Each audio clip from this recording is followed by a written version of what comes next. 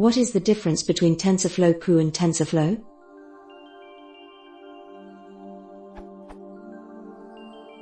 When I see some tutorials regarding TensorFlow with gpu, it seems that the tutorial is using TensorFlow-gpu instead of TensorFlow.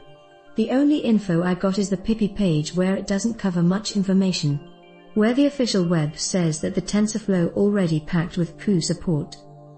So are there any differences between the two libraries?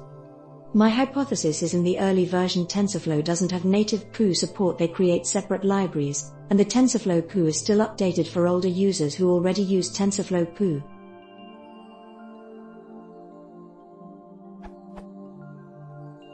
Update. Thanks for the comment and the answers.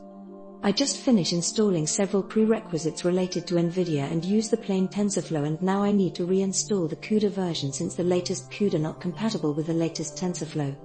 It's true that the setup can be a pain in the ass.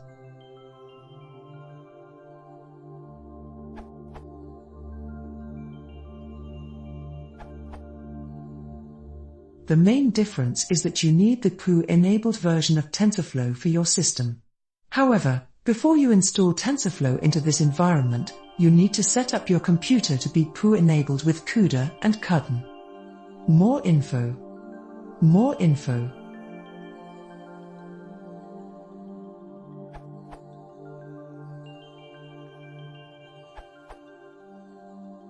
There are not many differences between the two libraries. The core syntaxes will be the same if you have installed TensorFlow-gpu in your Python or Conda environment, then the inference will simply run on the gpu. Along with TensorFlow-gpu packages, CUDA Toolkit for Python will be automatically installed if you are using Conda environment.